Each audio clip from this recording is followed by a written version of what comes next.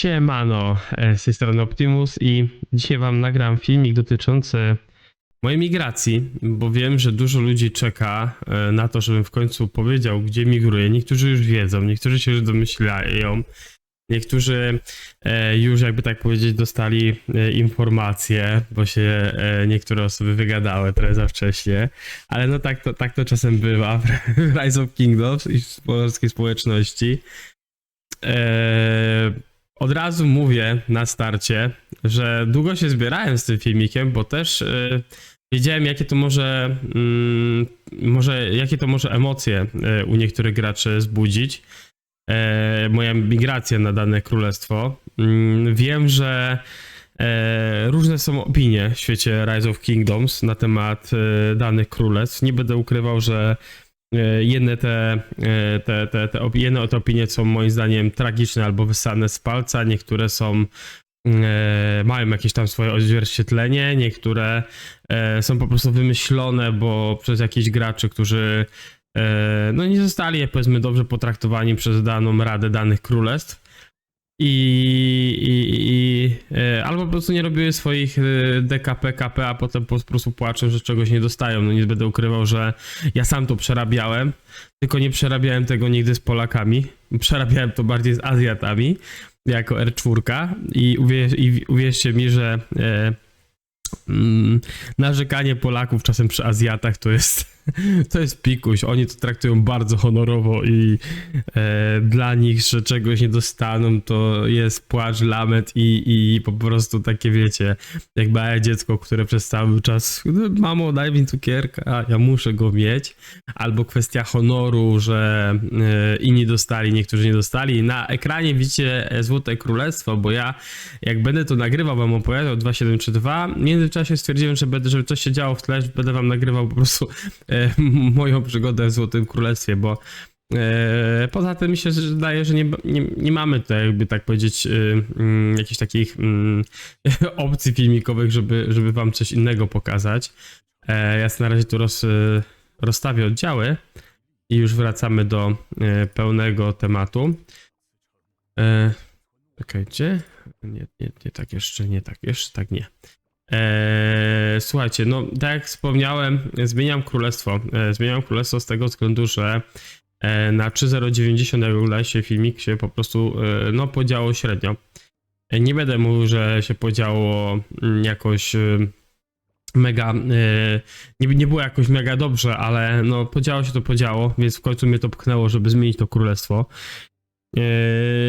No i wybrałem królestwo, które uważałem za odpowiednie do mnie i do tego, że możemy jakoś je rozwinąć. Po prostu stwierdziłem, że lepiej jest pomóc polskiej społeczności, nauczyć też niektórych może grać, lub też dać im jakieś tipy, które ja się troszeczkę nauczyłem. Od razu mówię, nie jestem jakimś pro playerem, jak niektórzy tutaj Polacy z Rise of Kingdoms, którzy naprawdę grają nieźle i są na różnych królestwach, ale po prostu podzielę się jakby tak swoim doświadczeniem z królestwem, które moim zdaniem tego chyba najbardziej potrzebuje. I tam chciałbym stworzyć coś naprawdę dobrego. Bo różne królestwa polskie mnie zapraszały do siebie. Nie będę ukrywał, że nie. Za to bardzo dziękuję, bo naprawdę miło było, że ktoś chciał, żebym do nich poszedł. Jedne królestwo chciało, a nie wyszło, albo po prostu była mała rozbieżność może w czasie. Nie wiem, jak to nazwać, ale no średnio to wyszło, więc nie będę mówił, jakie królestwo, bo to nie ma sensu wypominać, no ale to było na początku moim w sumie takim pierwszym wyborem, gdzie myślałem, że będzie ok, no ale skończyło się jak skończyło po raz drugi, więc stwierdziłem, że może jednak pójdę tam, gdzie będę mógł stworzyć fajną ekipę. Też niektórzy zagraniczni gracze, z którymi mam do teraz kontakt, może po prostu stwierdzą, że fajnie będzie to przejść.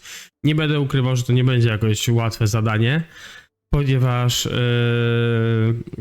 to nie jest królestwo, które jest z gwiazdkami i można naprawdę robić renomę można robić renomę na grze, czy na renomie, przepraszam, w grze i w rekrutacji.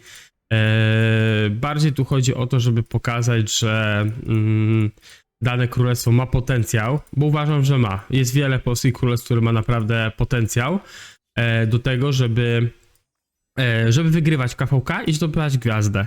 Ale jak dobrze wiecie, nawet dobry potencjał nie zawsze pomoże wygrać KVK. Ponieważ dobieranie jest czasem tragiczne, więc macie przykład na przykład królestw w ostatnim czasie, które grały swoje kiwiki. Macie przykład 3080, 2732, królestwa, które walczyły i bardzo dużo walczyły. Nie można powiedzieć, że nie. DKP miały naprawdę niezłe, bo widziałem jak i od Pretola, tak jak i u Sebixa naprawdę mieli naprawdę niezłe DKP i KP, jak na takie królestwa, które na przykład są młodsze, tak? Na marginesie nie wyglądają, że są lepsze, tak? Na sile lub też KP, ale naprawdę dają radę, nie? Więc to jest fajne. Wiadomo, że tu akurat mówimy o dwóch różnych królestwach, bo jedno królestwo jest w seedzie C, drugie jest w seedzie A, czy też tam są jakieś będą zmiany w 3080 z tego co słyszałem na wyższy seed, ale różnica też była, ale widać, że po prostu wiecie, chodzi mi o zaangażowanie i aktywność, tak? Dobrze wiecie, ja jak byłem R4 w 3090 to mówiłem przede wszystkim o aktywności. Dla mnie aktywność była bardzo ważna graczy, żeby byli aktywni, żeby uczestniczyli w eventach. Ja tak robiłem przez cały czas i robię do teraz. Tak nie będę ukrywał, tak ode mnie też od tego wymagali Azjaci i od nich się bardzo dużo nauczyłem w prowadzeniu sojuszy, w prowadzeniu jakby tak powiedzieć, no nie wiem jak to nazwać, może rozmowy z graczami, no ogólnie jakby tak powiedzieć szedłem przez cały czas w tą opcję. Co tu dużo mówiąc, no migruję na 2732, więc dla niektórych to może być dziwne, że tam migruję, dla niektórych będzie o fajnie, migruje do nas youtuber. Nie jestem jakimś dużym youtuberem jak Snow, dobrze o tym wiecie, nagrywam filmy, bo to lubię, wiem, że wam też sprawia to przyjemność, niektórym lubicie słuchać te filmy, więc tylko dlatego to robię, bo gdyby nie miałbym, że tak powiem, ludzi, którzy chcą, żebym to nagrywał i im się nie podoba po prostu te filmiki na YouTubie, no to nie będę ukrywał, że pewnie bym to skończył szybko, nie robiłbym tego. No ale widzę, że oglądalność przez cały czas rośnie w statystykach takich tygodniowych, jak przeglądam. Suby troszeczkę może mniej rosły, ale i tak jestem bardzo zadowolony za wasze wsparcie od stycznia. To jest naprawdę moim zdaniem fajny wynik, jeżeli chodzi o styczeń w przeciągu tych paru miesięcy, więc naprawdę dziękuję wam, że wspieracie i jesteście. Jeżeli chodzi o samo królestwo, wielu ludzi będzie mówić, dlaczego nie idziesz na 2658, dlaczego nie idziesz na 3080, albo dlaczego nie idziesz na jakieś inne polskie królestwo, tylko idziesz na 2732, gdzie ludzie mówią, że to jest królestwo farmerów. Oj, powiem wam tak, każde z tych królestw, jak znam historię polskich królestw, które tam nagrywałem filmiki, tu też mam kontakt z królem, z danymi królami, mamy ze sobą jakby tam dobre relacje, rozmawiamy, no to każdy z tych królestw, jakby tak powiedzieć, fajnie się rozwijało od początku, nie? I miały jakąś taką możliwość bazy, czyli na przykład tak jak było 3090, że od początku byli, wiecie, mieli królestwo i było 0,2,7, na przykład 3,2, tego nie miało, tam było inaczej. Tam było totalnie inaczej, bo oni przechodzili, tam jak dobrze pamiętam, między KVK, mieli wojny domowe, raz wychodziły zdrady, tam no przez cały czas tam coś się działo, to nie było stabilizacji. Są królestwa polskie, które mają stabilizację i trzymają. Na przykład kiedyś ktoś mi mówił, że królestwo 3025 to jest słabe królestwo i tak dalej. No kurde, no ale tam przyszła ekipa z innego KD. Przejęli potem to królestwo i zaczęli sobie wszystko budować. Też musieli uniknąć deadwingów, więc oni też musieli, jakby tak powiedzieć, troszeczkę budować to od zera. Podobnie było z 2753. Jeżeli chodzi o królestwo, o budowanie całej, jakby tak powiedzieć, relacje między graczami, o budowanie, jakby tak powiedzieć, też takiej stabilności. No są królestwa, które tą stabilność mają od początku, bo dobrze im poszło. Od początku KVK, powiedzmy tam 1-2, mają TKD i sobie je prowadzą je mądrze i to jest chwała dla nich, nie? Więc ja nie mówię, że to jest, że kogoś tu obwiniam albo coś, żebyście o to mnie nie posądzali czasem, ale po prostu stwierdziłem, że na 2.7.3.2 potrzeba pomocy, potrzeba tam to troszeczkę rozwinąć, no i spróbować zrobić więcej i naprawdę zdobyć jakąś gwiazdę, bo taki jest mój zamysł. Ściągnąć jakichś dobrych graczy, o których mówiłem już wcześniej i rozwijać to przez cały czas do przodu, prawda? Takie jest, jakby tak powiedzieć, dla mnie to jest dla mnie to jest taki jakby taki wyznacznik tego, nie? Dlaczego zdecydowałem się na to KD? Słuchajcie, mogłem iść totalnie gdzie indziej. Mogłem iść do królestw, które mają 3-4 gwiazdki, mają 5 gwiazdek, bo też miałem takie propozycje. Mam znajomych, którzy są w różnych, jakby tak powiedzieć, KD, w różnych sojuszach. I już mnie od dawno pytali, czy do nich nie przychodzę. Ja powiem wam szczerze, już od KVK 4 miałem pytanie i nawet przed KVK 4, jak skakałem na 3.090, miałem pytanie, słuchaj, skocz tu, skocz tam i graj z nami, nie? Bo ludzie, którzy grali ze mną kiedyś, i to bardziej mówię teraz o international graczach, po prostu wiedzą, że jestem aktywny i sobie jakby tak daję radę w różnych sytuacjach. Zresztą też wiedzą, że prowadziłem królestwa, wiem, że też jakby tak powiedzieć mam jakieś tam pojęcie na temat tego wszystkiego. Więc tego doświadczenia i to jak dane królestwo wyglądało, kiedy je prowadziłem lub też współprowadziłem, bo to też tak trzeba mówić, że to nie zawsze było, że solo prowadziłem KD, bo to zawsze była paczka graczy, którzy pomagała i oczywiście, że tak samo było na 2.7.5.5 i na innych królestwach, gdzie dzierżyłem, powiedzmy, nazwijmy, ja to lubię nazywać rotującym królem. Nigdy nie lubiłem być królem jako stricte jesteś królem i tyle, tylko rotujący król. To było wygodne, bo też mogłeś się, jakby tak powiedzieć, na spokojnie tym wszystkim zajmować, a główne decyzje, jeżeli nie wiadomo, nie było stricte króli, musiałeś podejmować. No ale ja wolałem czasem poczekać, albo po prostu, jeżeli miałem oczywiście na to możliwość, żeby poczekać tam parę godzin, jak dane królowe na przykład na 2.7.5.5 się pojawią, no to z nimi to przegadać, jakieś ważniejsze decyzje.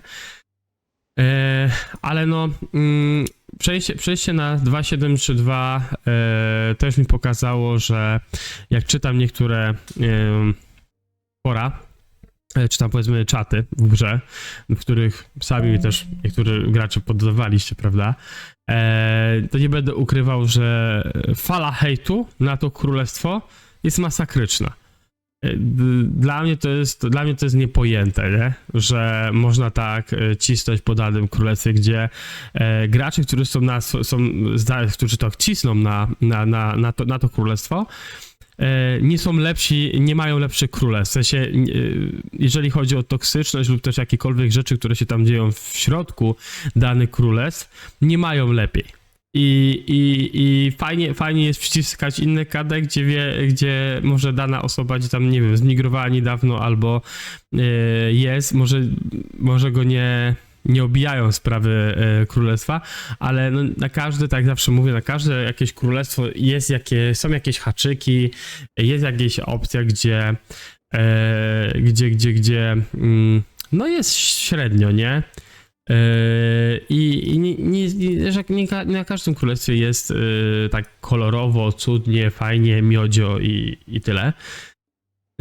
Więc 2.7.3.2 ja jak byłem jeszcze na 3.0.90 na początku, no to już wtedy dostawało jakby tak powiedzieć takie przypadłości, ja to może tak nazwę, czy też tytuły Farm KD. I z jednej strony na początku powiem wam szczerze, że się tego nie dziwiłem, no bo jak rekrutacja tam wtedy wyglądało, że ściągała większość Polaków i ściągali praktycznie każde konta, bo tak było i to nie jest żadną tajemnicą. Tak, jak do tego, co teraz doszli, to i tak uważam, że to jest niezła opcja, no bo jeżeli masz królestwo, które jest mało aktywne, potrzebujesz graczy, masz graczy, którzy są słabsi, ale mają ambicje, żeby zagrać i walczyć i na przykład, uwierzcie mi, jest dużo graczy T4, T5, powiedzmy na tych niskich T5, co grają na 1-2 marsze i potrafią zrobić lepsze kapeki i aktywność lepszą wykręcać niż kurde te wieloryby. I z tego co widziałem, na przykład po ostatnim KVK, Yagi na 3.080, Tagi na 2.73.2, to w obydwu jakby tak królestwach bardzo fajnie sobie radzili też ci słabsi gracze. I nie można powiedzieć, że słabszy gracz z siłą to nie jest wsparcie królestwa. Oczywiście to jest bardzo duże wsparcie królestwa. Dlatego, wiecie, to też wiadomo, rozwija się z czasem budowania KD, nie? I w jakich seedach jesteście, na kogo trafiacie, ale bardzo mi się podobało, że te królestwa walczyły i chociaż gdzie no 2-7-3-2 było wiadomo po pas piątce, że będą mieli ciężko i przy wyborze, jak widziałem, jakich tam sojuszników dostali i też sprawdzałem ich KP, siłę, no nie będę ukrywał, nie trafili łatwo. 3.080 na przykład, no nie miało źle. Uważałem, że naprawdę jest fajnie i ja na przykład powiem wam, że w pewnym momencie już miałem pisać Pertolowi, gratuluję wygrania KVK, a pewnego dnia się budzę, patrzę, a oni są wycofani, bo coś tam się podziało, coś tam nie zagrało na komunikacji. No, ja byłem w szoku, nie będę ukrywał, że nie, ja byłem naprawdę w szoku, bo myślałem, że 3.080 nie tylko wygra, ale także zdobędzie gwiazdę. Naprawdę tak myślałem, bo ich zapał, ich walki, ich raporty, zresztą widzieliście, bo nagrywałem filmik, naprawdę wyglądały cudnie i bardzo fajnie pokazywało, że to nie jest królestwo, które jest farm królestwem. Tak samo jak oglądałem raporty 2732 lub też i widziałem jak oni walczyli długo z królestwem, które było dużo mocniejsze od nich, czy tam 2 królestwami, a oni w pewnym momencie praktycznie walczyli sami, bo to drugie królestwo, które było z nimi w kampie ognia, no to praktycznie się wycofało z gry. Więc no naprawdę fajnie, że się potrafili sprzeciwiać dużo mocniejszym królestwom. Dlatego po prostu wybrałem 2732, że chcę tam coś zbudować i chcę, żeby to królestwo było stabilne. Chcę, żeby to królestwo miało jakiś sens przejścia, jakby tak powiedzieć, na ten level może wyżej, chociaż uważam, że tak nie są na złym levelu, ale przede wszystkim, żeby znowu wygrywali KVK, gdzie w sumie 2 KVK temu wygrali, bo nie oszukujmy się, wygrali. Wiem, że dla niektórych graczy gwiazdka jest najważniejsza i dla mnie też była zawsze najważniejsza gwiazdka, że gwiazdka to jest wygrany dopiero KVK, ale powiem wam, że przy tych natężeniu tych królestw, przy tych ludziach, którzy tak spenderują i do tego jeszcze jak trafiacie na te stare KD, które naprawdę mają tych dowódców mocnych, przykład macie 1500, 1504, oni nie wyglądali jakoś nie wiadomo jak, nie? Mieli parę dobrych kont, ale potrafili się bardzo mocno sprzeciwiać, bo mieli dobre marsze. A to nie było jakieś super królestwa, nie? Na moim teraz Kiwiki, na którym grałem. Ale po prostu no starość danych królestw też pomaga, nie? Jeżeli masz tam graczy, którzy grają i naprawdę rozwijają się i przez cały czas jakoś tam pchają tą grę do przodu, swoje konta wszystkim do przodu, no to naprawdę no nie ma co się dziwić, że potem z młodszymi królestwami mają takie przewagi, no bo taka jest prawda, nie? Więc no przejście do 2732 utwierdziło mnie w tym, że na pewno zbierze się z kilogramami hejtu. Już słyszałem różne głupie komentarze typu jesteś podobny do Sebiksa i tak dalej. No super. Miło mi może tak to powiem z jednej strony. Jakby to powiedzieć. Osoba, która to powiedziała, uważam, że nie ma bladego pojęcia o tym, jak wygląda prowadzenie królestwa. I przypuszczam, że zanim ona osiągnie to co ja już w tej grze, powiedzmy, zdobyłem, że doświadczenie i wygrane kiwiki, no to może długo nie zdobyć. Zresztą czasem tak jest, że osoby, które najwięcej szczekają, to potem najwięcej też płaczą. Zresztą to większość, przypuszczam, króli się też ze mną polskich zgodzi, że ci co najwięcej płaczą o MG, o to, że jest źle i w ogóle co to będzie, no to oni dają najmniej swoim też królestwom, no też powodują niepotrzebny zamęt, no po co tacy gracze mają grać w dane królestwa, jeżeli chcą robić tylko zamęt i dramy. Więc słuchajcie, grałem chyba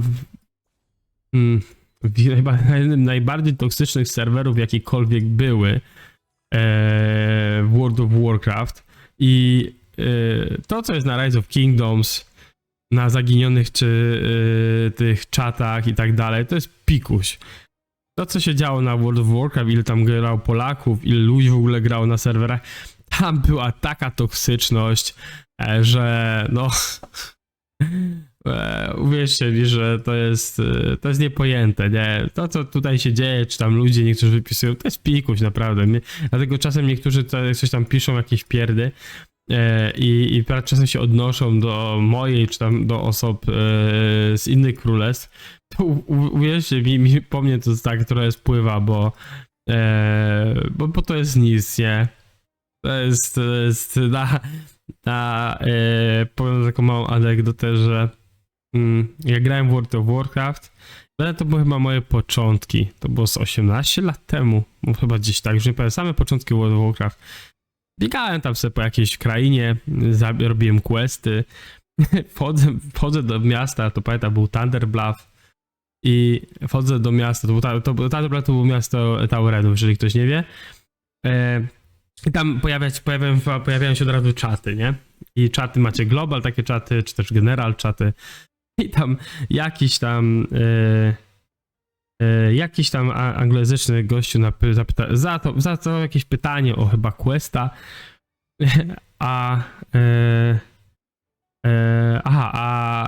oni mu tam coś odpowiedzieli po polsku, żeby się przyszedł na Wowheada, czy jakoś tam, wysłali go do jakiejś strony, że w ogóle po co się pyta i tak dalej. On napisał, chciał, żeby pisali po języku angielskim, ponieważ to jest international serwer.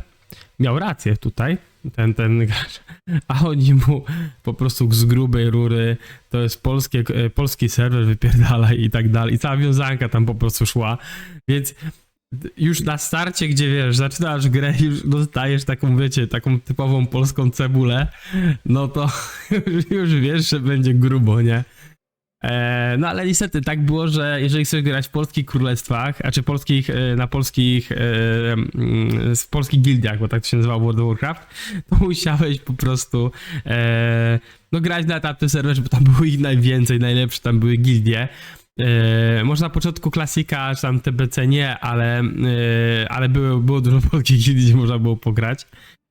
Dlatego ja potem przeszedłem pograłem w Polsce z Polakiem, potem pograłem z zagranicznymi i potem wróciłem do Polaków. W sumie taki sam teraz manewr robię w Rise of Kingdoms, gdzie gram dużo z zagranicznymi graczami, a teraz wracam do polskich korzeni, czy do polskich królestw. Więc podobnie to teraz u mnie wygląda. Więc no jest to dość ciekawe. Co tu jeszcze wam powiedzieć? No, na pewno będę się starał, jeżeli ktoś będzie myślał o migracji na 2.7.3.2, to na pewno musi wiedzieć o tym, że no wymagania będą, moim zdaniem, będą dość konkretne i te wymagania i standardy, mi się zdaje, tak rozmawiałem z chłopakami, wzmocnimy na 2.7.3.2. No cel mam już obrany na to królestwo, też chłopaki wiem, że tam też mają obrany cel do końca roku, więc ten cel chcemy wypełnić, a potem zobaczymy, co będzie. Ja przychodzę po to, żeby naprawdę móc pomóc temu królestwu, móc też pokazać wam, że to królestwo jest niezłe. i niektórzy gracze właśnie będą mogli tam zmigrować, więc od razu mówię, że nie chcę słyszeć rzeczy, że przychodzę do farmerów albo coś tego typu, bo to nie jest prawda, to jest obraza dla tamtych graczy, bo jeżeli ktoś nie widzi ich statystyk albo DKP z różnych KVK, to najlepiej, żeby się chyba zamknął, bo jeżeli ktoś nie wie, jak oni grają i jak walczą i jak naprawdę tam się zaczyna robić takie fajne community i ludzie są zgrani i chcą grać ze sobą, to naprawdę, słuchajcie, no... to naprawdę dobrze, żeby się nie wypowiadali, nie? Bo jeżeli są jacyś gracze, którzy tam grali, a nie robili swoich decapsów albo chcą dostawać MG, gdzie nawet nie mają bladego pojęcia, jak wygląda garnizon albo rally, bo widziałem też takich graczy, nie będę ukrywał, mam to też konto, więc wiem czasem, co się tam działo, to powiem wam, że to jest słabo. A z drugiej strony, no ja po wcześniej też mogę powiedzieć, że wracam do korzeni, bo jakby patrzeć, 3090 powstało z 2.7.3.2. Stamtąd te pomysły wyszły, zresztą jeszcze osoby tutaj, które mam do teraz z nimi kontakt i teraz są w projekcie w Call of Dragons, który wam też nagrywam, tak, Lisek lub też Firana lub też Seba HWK, który był ze mną, że nagrywaliśmy na jego nowym królestwie, jakby tak powiedzieć, filmik. To naprawdę fajnie to tam też przygotowali to KD, bo znaczy taka KD, ten projekt Skoczka, bo ja w sumie dołączyłem w trakcie tego wszystkiego, nie byłem od początku, to z 2.7.3.2 weszło, no i też od byłego króla Lesa, więc naprawdę moim zdaniem no było fajnie. I teraz wracając na 2.7.3.2, to po prostu wracamy jakby tak w sumie można powiedzieć do korzeni. Dlatego dla mnie przejście było naturalne na 2.7.3.2 z jednej strony. Lecz nie będę ukrywał, że rozpatrywałem inne opcje. Jedna nie wyszła, druga myślałem, że będę tam migrował, lecz stwierdziłem, że to jeszcze może nie jest ten czas dla mojego konta, żeby tam iść. Bo nie będę ukrywał, że iść na jakieś mocniejsze KD też trzeba mieć dany poziom, też trzeba mieć z 4-5 marszy, żeby naprawdę być konkurencyjnym i liczyć się w DKP, w KP, bo wiecie, że te konta niektóre są bardzo mocne na stare KD, więc jeżeli kiedyś będzie mi dane przyjść na jakieś królestwo, no to znaczy takie mocniejsze, no to wtedy wiadomo, fajnie by było już to konto mieć rozwinięte lepiej.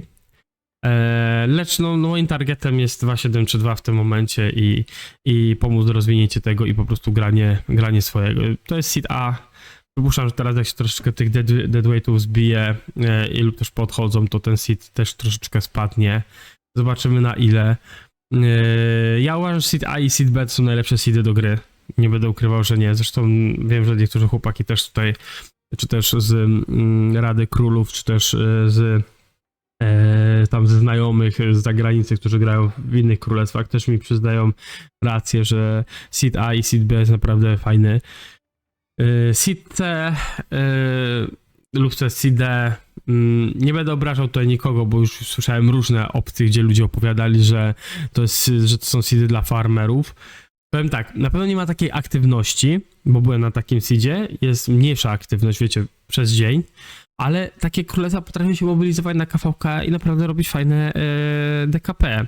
Tylko no pytanie, czy jesteś na to gotowy, żeby bardziej, jakby tak powiedzieć, być mniej troszeczkę, powiedzmy, przez dzień w tej grze i być po prostu zwiększać swoją aktywność tylko na KVK, bo ja na przykład dla mnie, jak ja bym tak na przykład wchodzę na dany serwer, i nie mogę na przykład pójść tam fortu, nie mogę z kimś tam popisać, pograć, no to i tylko bardziej jesteśmy aktywni, jak jesteśmy bliżej KVK lub też tak KVK, to dla mnie to było takie, ja bym się nudził. Ja bym się naprawdę zaczął nudzić, zacząłbym sobie innych gier szukać, a jakbym zaczął inne gry szukać, to bym przypuszczam zaraz się wciągnął i przestał grać, tak?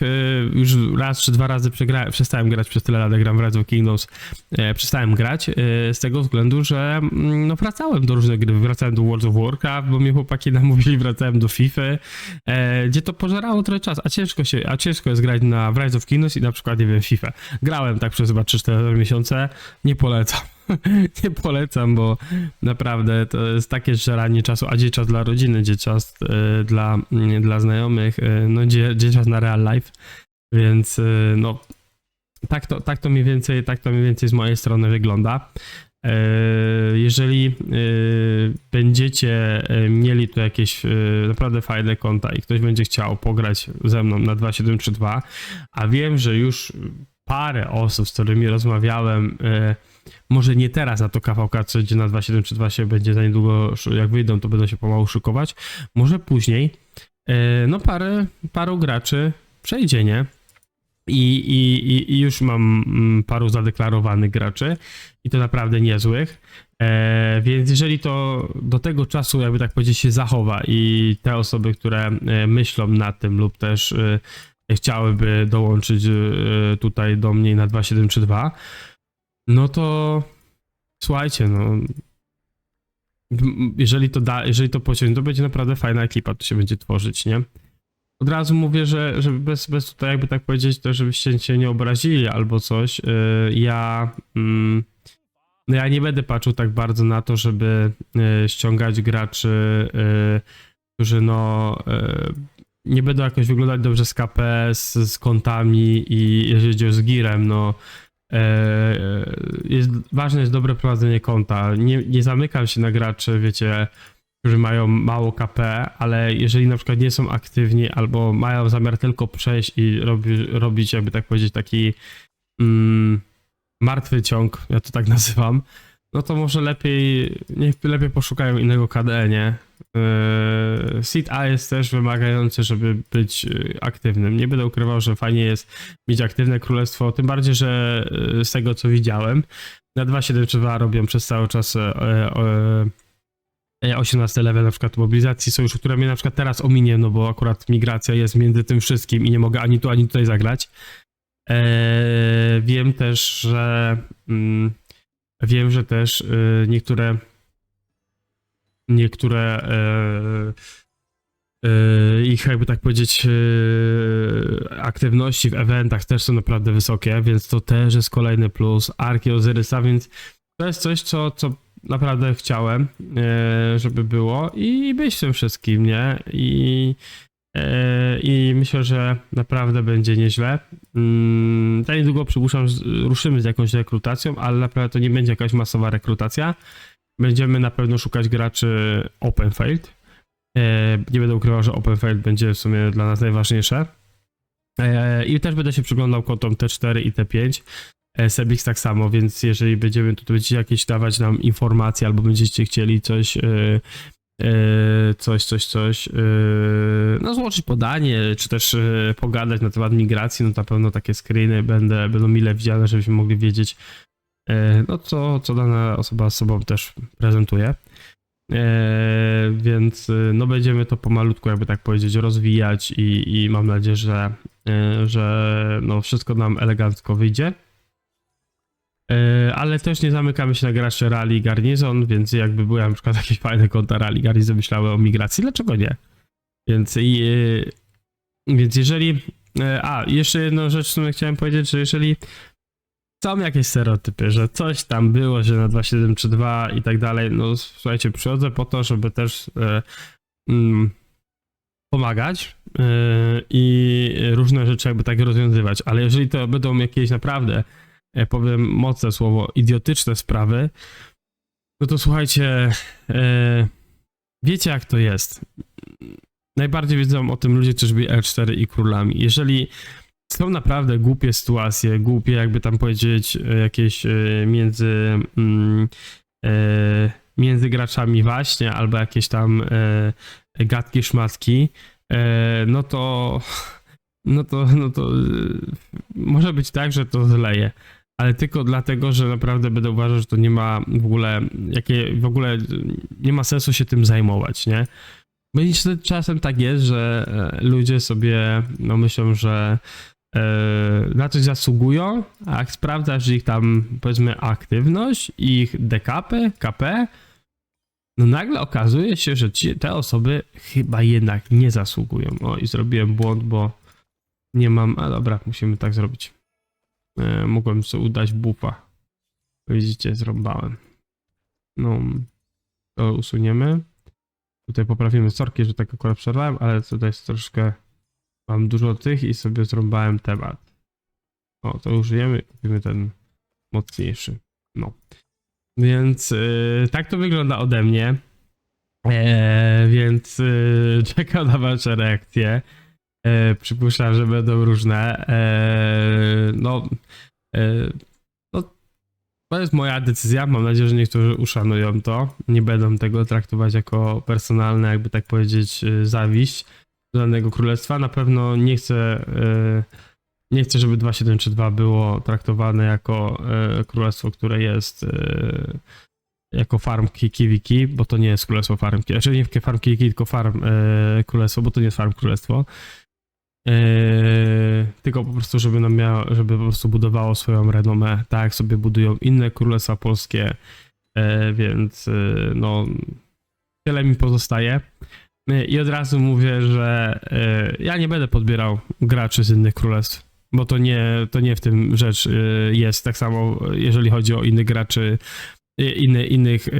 innych graczy z innych królestw, nie podbierajcie graczy z 2.7.3.2, bo wiem, że już takie rzeczy są, lecz już zostały te tematy wyjaśnione bardzo fajnie. Więc po prostu skupcie się na swoich królestwach, skupcie się na tym, co tam macie. Ale jeżeli jest taka sytuacja, że ktoś będzie gdzieś chciał przejść i będzie on pisał sam od siebie, bez żadnych, jakby tak powiedzieć, podchodów z drugiej strony, no to okej, to rozumiem, że ktoś chce przejść, pogadać i tak dalej, ale to musi być od gracza samego, od niego, że on chce, a nie, że potem dostanę, słuchaj, pisałeś z tym i z tym, dlaczego nam podbierasz graczy? No nie w tym rzecz, panie i panowie.